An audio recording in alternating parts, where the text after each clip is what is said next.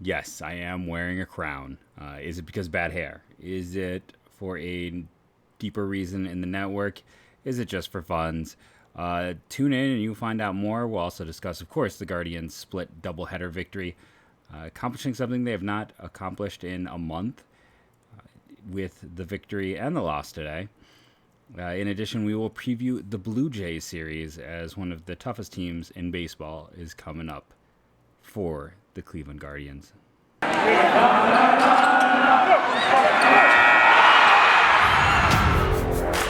You are Locked On Guardians, your daily podcast on the Cleveland Guardians, part of the Locked On Podcast Network, your team every day.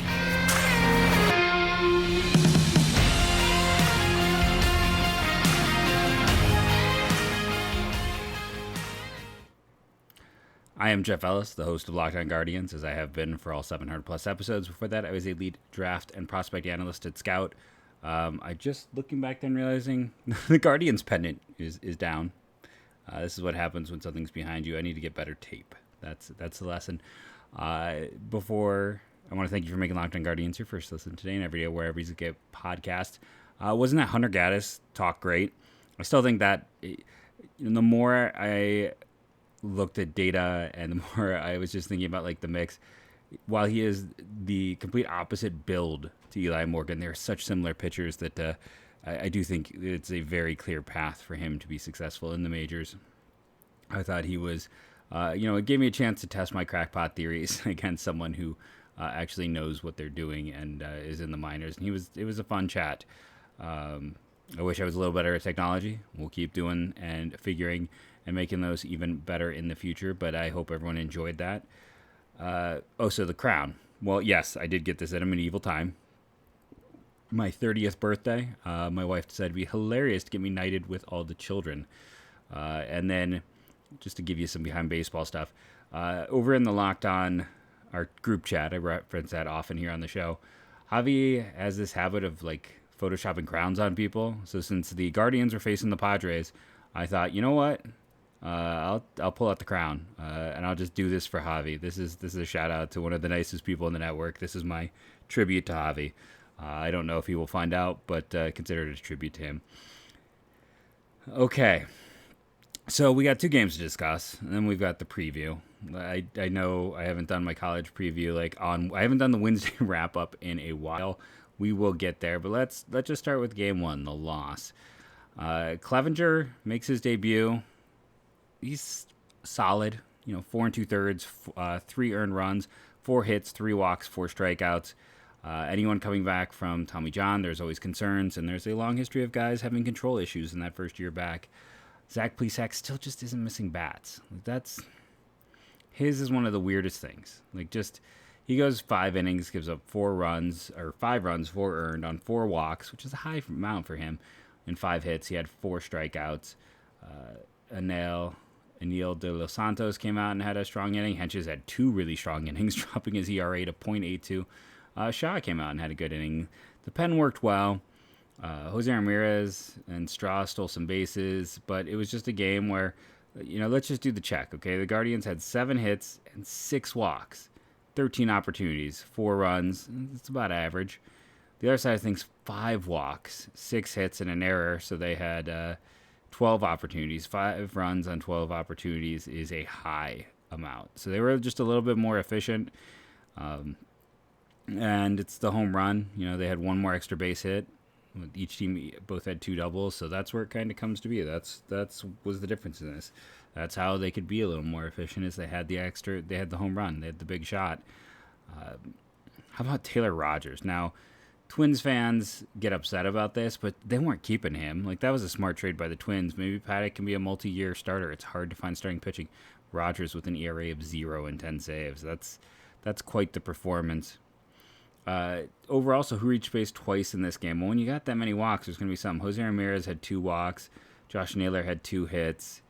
And then a hit and a walk for Amed and for Maley, as well as for Owen Miller in this one. See, here's my problem. So, Amed is hitting 6th. and he gets a hit and a walk. So then they put him back in the 2-hole in that second game, and it's not good. It's not ideal. It's not the way to go about winning a game right now. He has been as a hitter, he has been as bad as Reyes, as Franmil has been. So I don't know why they moved on Franmil, but Rosario had one game where he was down in the lineup. Who are 3 stars in the loss today? For me, as I'm looking across it, it's like I would give one to Naylor. My only hesitation on Naylor is he did have the error, but he also had the extra base hit. Jose Ramirez, I'd give one because he reached base twice and had a stolen base. And then I would give it to Henches, who had two innings, 3 strikeouts, no base runners. Henches is he's making me look. When Logan Allen got released and Sam Henches all of a sudden turned into the second coming of Andrew Miller, I'm not looking very good right now in my analysis of players. This was a bit of a hard luck loss. It's really one where they actually had more opportunities. It's just the extra base hits went the other way, and Cleveland's pen was fantastic. It was just Plesac. It's the problem right now. Like, for as much as people want to give credit, and I'm one of the people who do in terms of pitcher development in the early goings of this year and just past few years, it's like Plesac and Savale don't look like more than back end starters. That's just the way it appears right now when I look at those two guys at best. So we'll have to see. Bieber and McKenzie, potential frontline. Quantrell, more mid-rotation, maybe upper mid. But I think Plesac's a 5. I think Savale's a 5. And, this is what happens when you get a 5 out there. You sometimes lose a game that you probably should have been a little more competitive in. But that's game 1. That's the breakdown on it. Why don't we take an early break here, come back, dive into game 2, and then leave ourselves a nice big cushion at the end to talk about the Toronto Blue Jays. And our first sponsor is BlueNile.com. I've been talking about them, and Mother's Day is this weekend. If you need a Mother's Day gift, get cracking, people. This whole episode, as a matter of fact, is brought to you by BlueNile.com. This Mother's Day, give mom something she'll treasure forever with fine jewelry from BlueNile.com and Locked On Sports. Listeners get $5 off of $500 using the code Locked On at checkout. I've talked about before with them. They make pieces that make you look at them. I am not a jewelry person. I've never really bought jewelry because I don't know what I'm doing. I don't know what I'm doing. If my wife wanted something, she would let me know, and I would pick that up. But I am not the person to go, it all looks the same to me, but Blue Nile looks a little different. Like, I remember thinking some of their designs a year ago were really interesting and really cool to look at when they sponsored this very podcast. They are not just cookie cutter. On this Mother's Day, give mom something she'll treasure forever with fine jewelry from BlueNile.com and Locked On Sports. Listeners get $5 off $500. This podcast exclusive is only good through Mother's Day.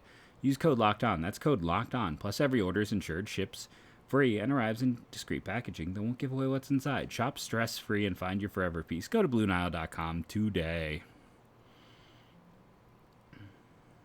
So this second game was kind of crazy. Should we just talk about the end first? San Diego loads the bases with 1 out, and it's one of those situations where, Sandlin, this is a classic case of pitcher wins being like junk. Because, he didn't pitch well. Like, there's no way you could tell me that was an effective pitching performance. You got the runner, you get the strikeout, and you get the intentional walk, which I'm never a fan of, because you're just putting a base runner on. And then he follows it up by walking the next guy. He then gets the double play. That's huge. The double play ball was huge. That's why it's like, okay, so Sandlin necessarily didn't have a bad inning, but it was very close to him being the loser in this one. The other side of things, Franmil gets plunked. Again, just a terrible move by a pitching staff to hit a guy who is that ice cold. And Steven Kwan, who is scorching, does what Steven Kwan does. Overall, through the box score of this one, the Guardians had 11 hits. They out-hit him 11-5. They just couldn't string anything together. 11 hits and 4 walks. They had 15 total opportunities. And then the hit by pitch. So 16 opportunities, netting them 5 runs. That's about average. The other side of things, they had 10 walks. Cleveland just had command issues in this one. Quantrell was not super sharp. He battled through, but he walked 3. Sandlin walked 2. Trevor Stephan walked 2, and there was twice they intentionally walked Hosmer, and that was both times. And again, like, I hate intentional walks, and like, go back to the seventh or the eighth inning. I'll pull up the exact plays, but it, like, putting guys on base is never a good thing. Like, it never ends up working out, it feels like, for me. And you go through in this one, so Cronenworth singles, Machado grounds out for one out. Then you got a double. So then they intentionally walk Hosmer to load the bases. And then, I'm sorry, was it? No, see, I'm sorry, it was not to load the bases. It's just, he was at second and Hosmer. And then, again, you intentionally walk the guy and the next guy up walks. So now you've loaded the bases. They get the strikeout, and then another walk. I mean, Stefan did not have his control today, but they walk and a run, and they manufactured that. You know, by intentionally walking someone after the double, they manufacture that run. I mean, they end up winning this one in overtime, but a run was manufactured through intentional walks. It's like bunts. They're just outdated thoughts, and they're not effective, and all the data shows it's not the thing to do, and it's never the way to go about it. And, you know, it's just amazing to me how often, I guess it shouldn't be. Like, I mean, I sit there and I read stuff with baseball. I mean, there are people doing things that I don't understand. Like, there are people well above my pay grade and my knowledge base and my understanding. But then there are people out there who manage teams. And this isn't a knock on Tito. This is just in general. There are people who are managing teams. There are people who have been writing about teams for 30 plus years who I am beyond them. And I'm not even that deep, let's be honest here. And it's crazy to me to think that, like, you can play a $1 billion industry or be a massive part of a $1 billion industry and not understand things that aren't that complicated or deep. But it's happening, and we're ignoring data that shows, you know, again, Tito is the king of the bunt, though he hasn't done it that much this year, surprising. Maybe it's finally at an end. But the intentional walks, I mean, that's, base runners are always bad. Always bad. Like, that just, it's simple. It's just put it like that. Base runners are always bad. You know, in this game, they had 11 hits, but only one extra base hit. One extra base hit, the Clement double. You know, I don't think I ever finished. They had 17 opportunities on the other side. So they actually had more opportunities because 10 walks plus 2 intentional walks, which don't count. So they had 12 walks. It's shocking the Guardians managed to pull this off and win it. When you are just hurting yourself that badly, you're lucky to be able to get across. Oh, my co-host agrees with me. Let's come up. You want to say hello? He agrees. You can't walk guys, and the Guardians have built an entire pitching staff around this idea. You know, I play a lot of OOTP baseball, out of the park baseball, and one of the things I've always looked at.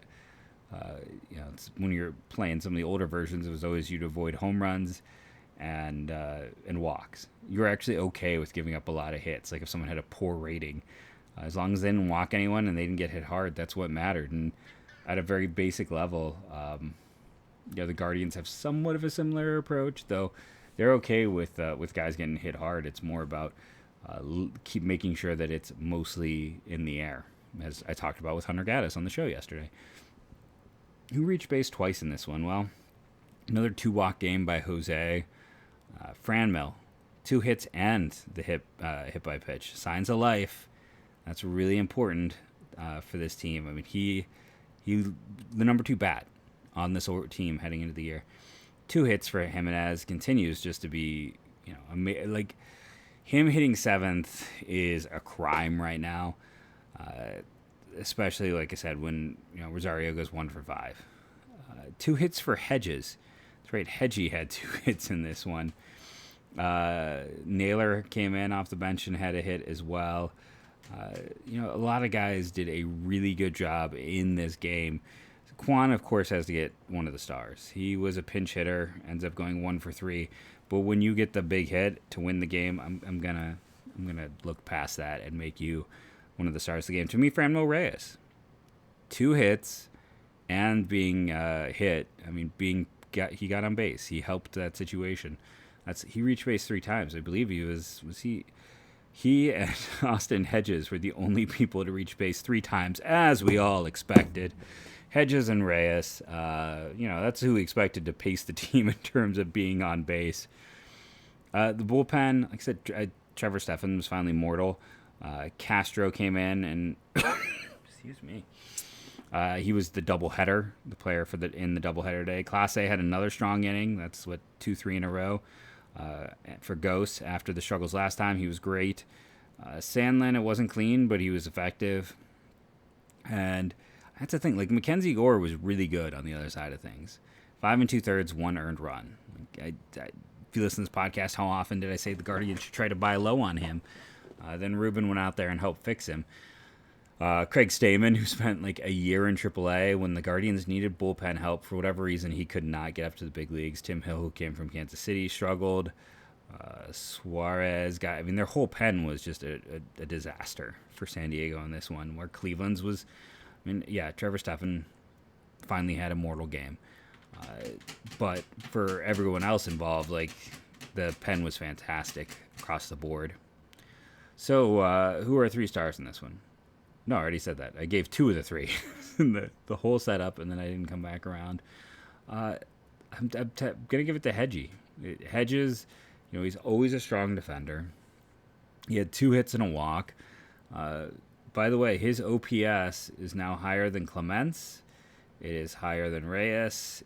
It is almost as high as Rosario's. He's trending upwards. Let's put it that way. He is playing better of late. For the Guardians, this is a split series. What's interesting is they had not split a series since Kansas City opening weekend. Every other one had either been the Guardians being swept or the Guardians sweeping someone. There had not been a split decision series since opening weekend. It's been just all sweeps since opening weekend. So that was a bit of a crazy fact for me. Again, it's quantum leap. We're witnesses. Let's all get on the Kwantis Airlines. Whatever bad pun you want me to make. Doesn't Steven Kwan just make things more fun?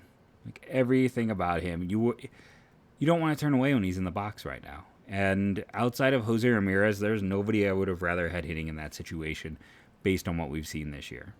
Agree, disagree, make sure to let me know over on Twitter. Hit me up at JeffMLBDraft. Leave some questions so we can do a mailbag sooner rather than later. We're going to take that break, come back and discuss the Toronto Blue Jays, one of the more dangerous teams in the American League. First, though, let's take a moment and thank some of the fantastic sponsors that keep this show going. So, BetOnline, sad face when we talk about BetOnline. Kwan is now 7-1 odds when he was like off the board, is what they're claiming. I swear at one point I got something from them that had him at like plus 5,000. That he was really not someone for it, and it's going to be sadness for me and my bank account all year. Because BetOnline.net is, and apparently my co-host also is a big fan of BetOnline. So what do you want to tell him about BetOnline? Or should we do for the YouTube, pretend he's a puppet? BetOnline.net is your number one source for all your betting stats and sports info. Find all the latest sports development, league reviews, news, including this year's basketball playoffs, Major League Baseball, and this weekend's Run to the Roses at the Kentucky Derby. BetOnline is your continued source for all of your sports wagering information, from live betting to playoffs, esports, and more. Head to the website today or use your mobile device to learn more about the trends in action. BetOnline, where the game starts. It's late. I get punchy. Our next partner has a product I've been using every day. I started taking AG1, let's be honest, because they sent it to me. Athletic Greens is our host. They sent it to me to try. And sometimes you get sent things and you're like, okay, that's a one and done. I got to come up with something. I have to invent something to talk about. That's not the case here. I liked Athletic Greens. I liked the sample I had. I liked taking it on a daily basis. It reminded me of like that good earthy taste, the hint of citrus to it, but the good earthy taste from a good matcha, from a green tea. If you are someone who likes those flavors like me, then Athletic Greens is the perfect health supplement to start your day. Their talking points, they have sustainability. Their price is cheaper than all their competitors. There's health facts that talk about the importance of multivitamins, and that it's keto paleo, vegan, dairy-free, and gluten-free. Like, no matter what you are, you can use Athletic Greens. Right now, it's time to reclaim your health and arm your immune system with a convenient daily nutrition. It's just one scoop in a cup of water every day. That's it. No need for a million different pills and supplements to look out for your health. To make it easy, Athletic Greens is going to give you a free 1-year supply of immune-supporting vitamin D and 5 free travel packets with your first purchase. All you have to do is visit athleticgreens.com/MLB Network. That's athleticgreens.com/MLB Network to take the ownership over health and pick up the ultimate daily nutritional insurance. I also want to say it comes in a really nice package. Just side note, just throwing that out there. Toronto Blue Jays, currently second in their division behind the Yankees, who won, 11 in a row. Apparently, right at the time, I was like, man, the Yankees are scuffling. This is a team that's on the ropes, much like when they were struggling last year. Cleveland just helps the Yankees right the ship. There's just something about it. So this weekend, there is Jose Berrios versus Aaron Savali, advantage Toronto there. Kevin Gausman, Shane Bieber, advantage Cleveland. Ross Stripling and Tristan McKenzie, advantage Cleveland. Is this right? I didn't think the Guardians called Kirk McCarthy back up. That's what they have listed here. I should go check. I'm going to pause because this completely threw me.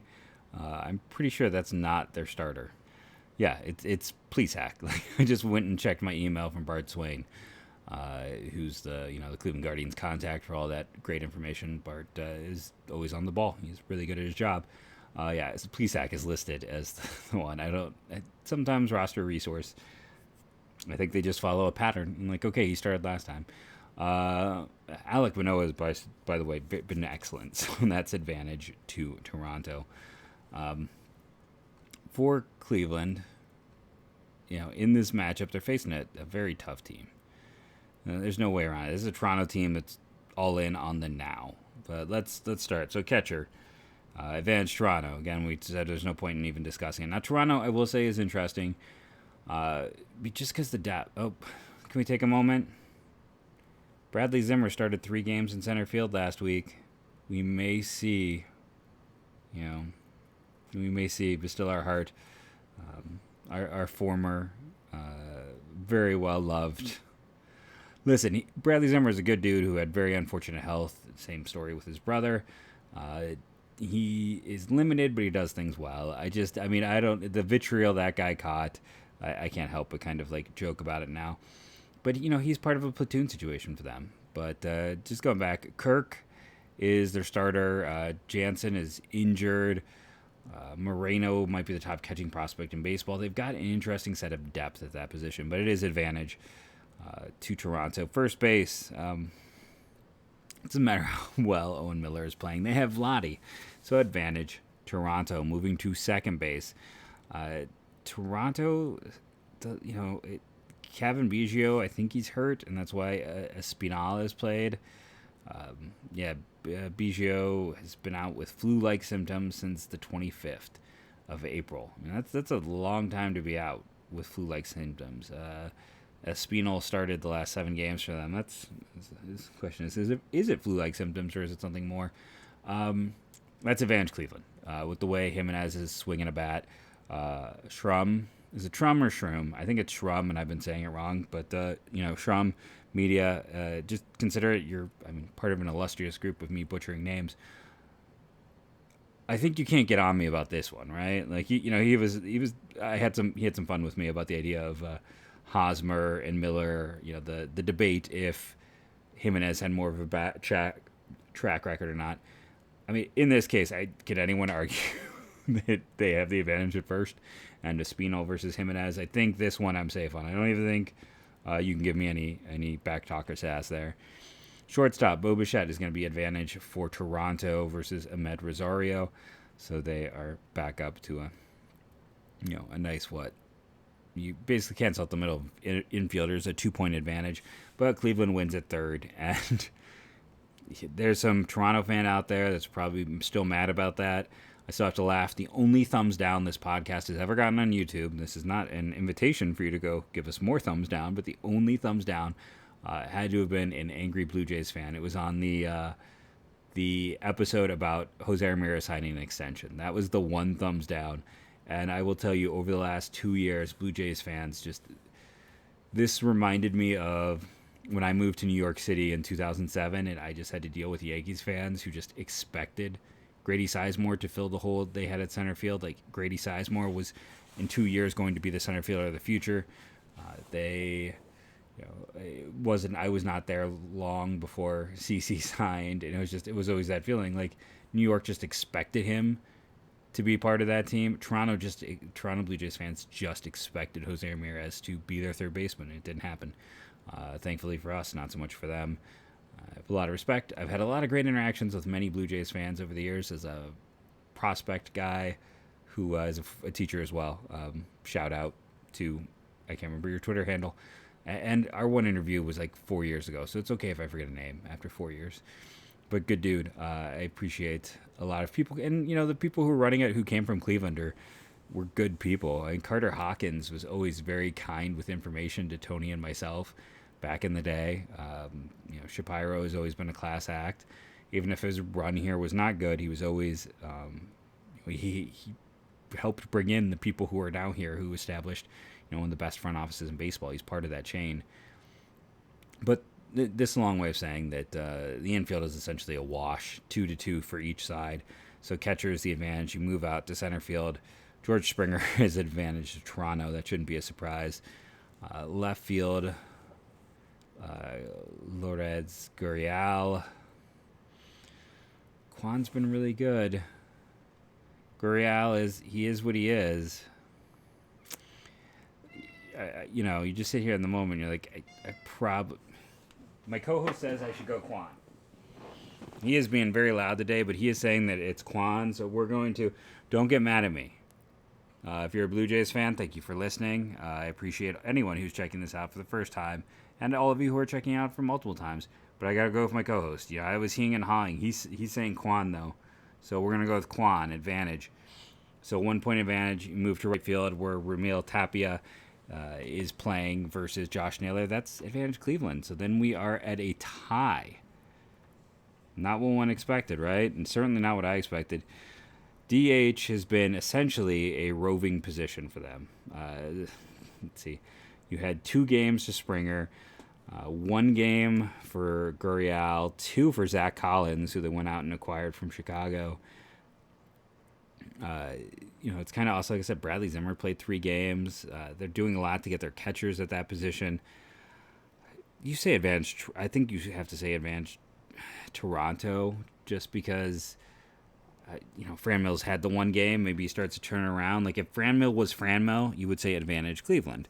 And you would say, let's change it. It's a push. They don't really have anyone there who makes a ton of sense for that position. They don't have a consistent one. Maybe if Teoscar was healthy or Kevin Biggio was healthy, it would be a different story. But this is a team that's also beat up. They have Hyun Rio has forearm inflammation. Nate Pearson got mononucleosis, blister problems for Ryan Borchek. Tyler Saucedo had hump. Nope, he does not have hump. Hip discomfort. Just combining hip discomfort into hump, apparently. And then we talk about the Guardians have been pretty lucky in health, all in all, when we get down to it. I've been a little sad in terms of we'll get there. Starting pitching, Blue Jays have the advantage. Berrios has had some ups and downs, but he's still a really good pitcher. Gausman's been great. Manea has been he's a Cy Young candidate in the early going. Kikuchi had the rough second half. He's been a back end type. Stripling has been kind of consistent with what Ross Stripling's been, but I think they have the better rotation. Though in this series, like I already said at the top, it's kind of a 2-2 split.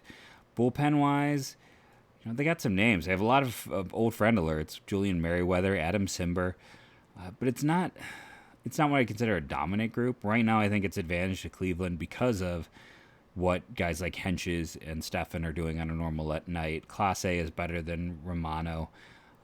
I lean into Cleveland just because they have a few guys who are really looking good right now. De Los Santos has been great since he's been called up. Sandlin, the depth of having Eli Morgan. So we had a 1 point advantage, then it went to 2. So I have a 1. Like I said, my view on this is a split series. That's just the way I'm kind of looking at it in the grand scheme. I think that the Guardians are good enough. We know, though, at the same time, splits get to happen once a month. We had one split series in April. We have had our one split series in March. So who's sweeping?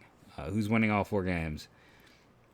I'd be more inclined to believe Toronto than Cleveland, but I also not going to sit there and say it's impossible for Cleveland to do it. It'd be very unlikely, but not necessarily impossible.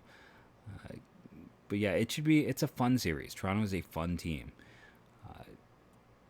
You got Vladdy, you got Bo Bichette, you got that pitching staff, and it's that front office and it's worked out for that. I mean, when I was the lead draft analyst at Scout 24/7, nobody drafted more people from my top 100 every single year than the Toronto Blue Jays. No one matched my boards like they did. No one agreed with me more than them. I've joked on here about J.B. Woodman being my big miss, where I had him just outside the first round grade. And who drafted him high in the second round? Toronto Blue Jays. I was higher on Groshans than Nolan Gorman, who drafted Groshans before Gorman, the Blue Jays. Now, neither of us look right. But then there's the other ones. I was top 10 pick grade on Alek Manaea. I mocked him to them, and they ended up selecting him. So you get some right, you get some wrong, but they've built a young core. The bloodlines are there, which are, now that I'm 40 years old, it's fun because I'm like, oh, these are the kids of the guys I watched when I was a young kid. I remember sitting there reading my Athlon guide because I used to love getting those in the mail, and the Montreal story was all about, it must have been 95. Because it was like Moises Alou writing, it was a fake Moises Alou to Felipe Alou letter talking about how he's leaving town and, how they had, everything was set up for them in 94 and they were in the best position ever. But hey, there's this young kid coming up and he's going to be a star and there's not a pitch that he can't hit. And that was about Vladdy back in the day. But I can still remember that. I can still sit there and picture that Athlon guide. Should we, what everyone wants for you to move away and not talk on the screen. Let's do something fun here to end the show. It's already gotten a little long. That's okay. I'm gonna read a profile. Speaking of old scouting things that I have and loved, I'm gonna read an outlook, but I'm gonna cut out a name. So hit me up on the comments in here if you can figure out who it is, and we'll see. I'm gonna go a little tricky on this first one. I'm going to just read it as is, but again, cutting out the name. So the 1998 Outlook. See if you can guess this player who would have been opening day roster in 1998. The Indians almost gambled by not picking up his 1998 option. I feel like the Indians almost gambled by not picking up his 1998 option. They made him a free agent so they could protect another player in November's expansion draft and signed him anyway. If he had signed with another club, Cleveland's bullpen would have suffered a serious loss. What bullpen player did they let hit free agency just so they wouldn't have to protect him in the expansion draft? Let me know. Again, hit me up either on my Twitter, JeffMLBDraft, or the comments here. And if it's fun, we'll continue to read some profiles and let people take some guesses from the Stats 1998 Scouting Notebook. I was 17. I ate these things up. Like I said, I can remember the fake Moises Alou article written in the Athlon. I can remember the pictures of Jeff Jenkins with the Brewers. I loved anything prospect related and read those little articles. So, yeah, we went long. Got a little. It's 1 a.m. my time, 2 a.m. your time, so that explains the punchiness. I got to get this uploaded so I can actually get some sleep. Thank you all for listening. Remember to rate and review. That really helps.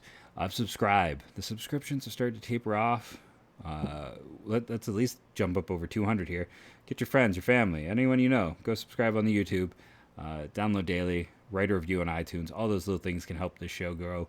And as I say every time, go Guardians, go.